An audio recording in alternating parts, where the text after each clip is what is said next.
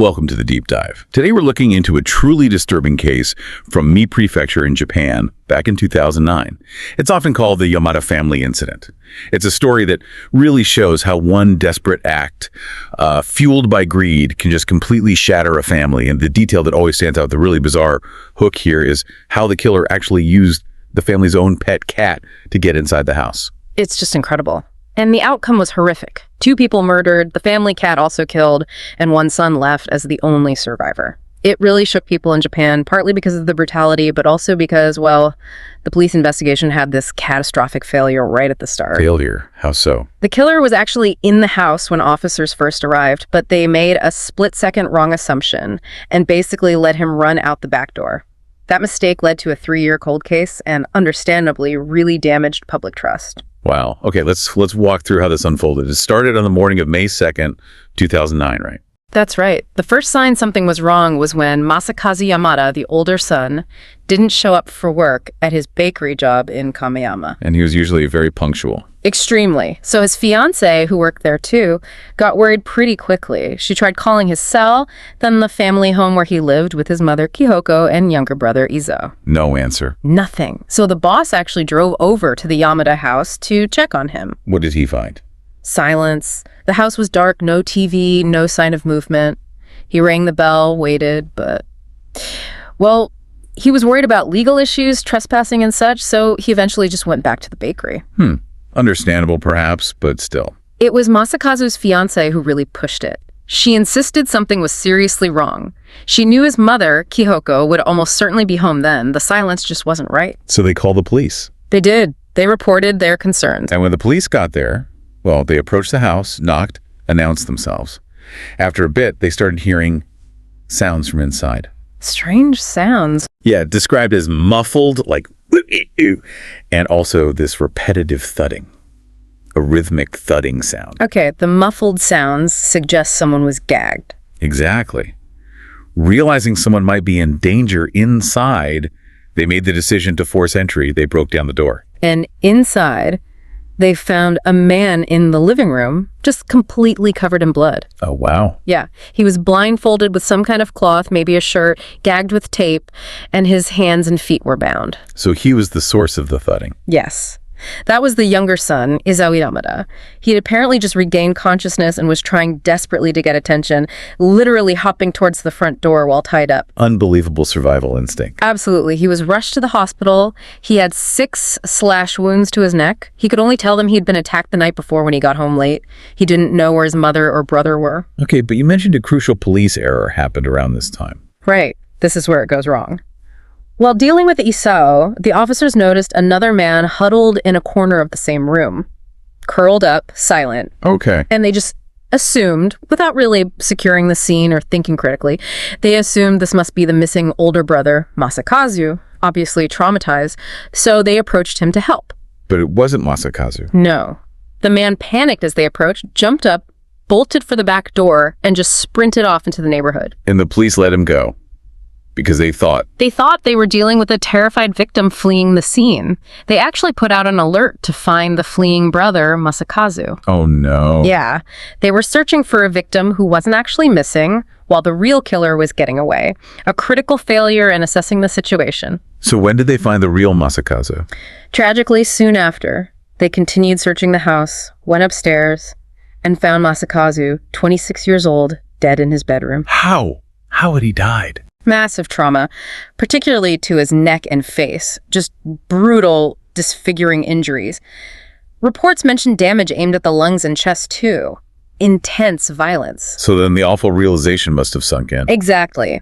The man who ran wasn't Masakazu. He was the killer. The manhunt shifted focus, but now they also realized the mother, Kihoko, who was 57, was still missing. They didn't know if she was alive or dead somewhere. So the search intensified inside the house again. Right. This went into the next day, May 3rd. Forensic teams were processing everything, and during a really thorough search of Kihoko's bedroom, officers focused on a large closet. Inside, kind of hidden beneath clothes on the bottom shelf, they found this heavy duvet just sort of shoved in there. Don't tell me. Yeah. Inside the duvet, they found Kihoko Yamada's body. Oh, God. How did she die? Blunt force trauma to the head. Her skull was fractured. But there was another layer of cruelty, too. wrapped up with her body, was the family cat. The cat. The one that led him there. The very same one. He'd killed it too. Disemboweled it, actually, and then just threw the organs in the trash bin in the house. That's beyond words, the level of coldness. It really is. And it fit with other evidence. They realized the killer had stayed in the house overnight after the murder. Stayed. What did he do? He calmly ate food that Kihoko had apparently prepared for her sons. He washed the dishes. Then he tried to clean up the blood, using the family's washing machine for bloody clothes, cleaning the bathtub, before he eventually fled when the police arrived the next morning. Utterly cold-blooded. So what did the police know about this guy then? Well, based on Iza's brief encounter and the escape, they put together a profile. Male, maybe 5'7" or so, average build. Likely an Asian foreigner, Iza thought his Japanese sounded broken, and the motive seemed clear. Money. What evidence did they collect? Crucial stuff. They found the weapons used. A wrench, which matched the pattern of Kihoko's head wounds. A kitchen knife from the home, used on Masakazu. And a cutter blade, probably the killer's own, used on Izao. And the stolen items. About 200,000 yen in cash, roughly $1,400 back then, and a wristwatch. You mentioned DNA earlier. Yes. Critically, the struggle with Isao, where the killer apparently cut himself, left behind DNA. Blood type O, definitely not a family member. Anything else left behind? A really important piece. A bloodied, oversized hoodie. They traced it to a limited run, only 500 made, sold around Nagoya, and it had these distinct yellow stains on the collar, suggesting it was worn a lot without being washed. Poor hygiene became a potential identifier. So they had DNA, the description, the hoodie, Yeah. but he still got away. He did. Public outrage was immense, especially over the police mistake at the scene.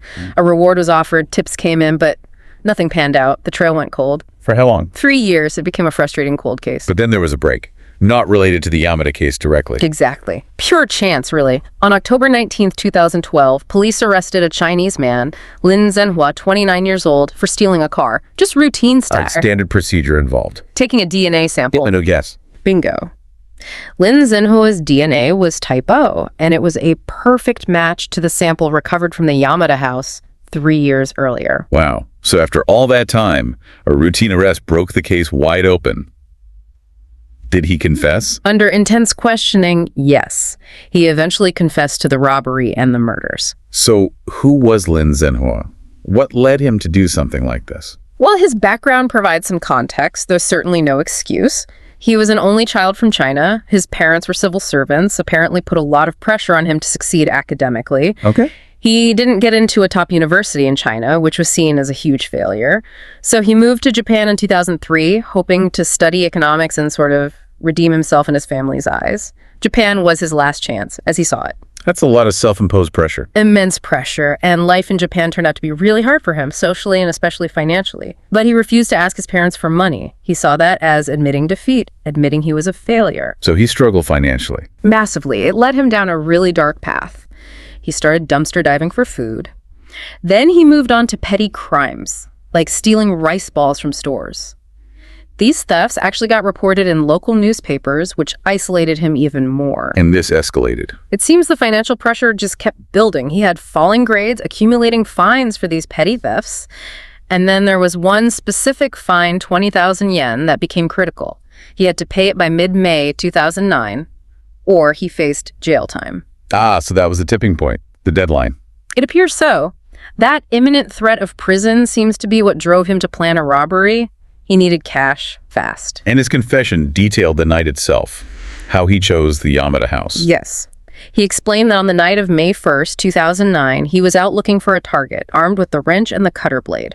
He'd been looking all day, apparently, without success. Then he saw the cat. Right. Around 10 p.m., he saw the Yamada family cat, noticed it had a collar, and had this idea. Follow the cat, maybe it'll lead to an open door or a window. And it did. Tragically, yes. The cat led him straight to the back door, which Kihoko had left just slightly ajar, probably so the cat could come and go. Zhenhua slipped inside. And Kihoko found him almost immediately. Yes, she was apparently in the kitchen preparing food. She saw him, reacted instantly, grabbed at his hood. That's when he panicked and attacked her with the wrench, hitting her repeatedly on the head. She died right there. Then Masakazu came home. Minutes later. He saw what had happened to his mother and immediately attacked Zhenhua. They fought fiercely, but Zhenhua overpowered him, tied him up, and then stabbed him to death using a knife he took from the kitchen. And the cat. Why kill the cat? His explanation was rage and blame. He was furious that the situation had escalated so violently, and he somehow blamed the cat for leading him to that house in the first place. So he killed it too in that brutal way. And then later, Izao arrived. Yes, Izao came home later that night, apparently intoxicated. Zhenhua attacked him with the cutter blade. Izao fought back, and during that struggle, Zhenhua cut his own hand, Leaving the DNA. leaving the crucial DNA evidence that eventually identified him 3 years later. And the money he stole. The 200,000 yen. He used it immediately. The investigation confirmed he paid off those outstanding petty theft fines, the ones that were pushing him towards prison. That was the direct motive for the robbery. So the trial. What was his defense? He tried to argue it was unintentional manslaughter, particularly regarding Izao, claiming he never meant to kill him.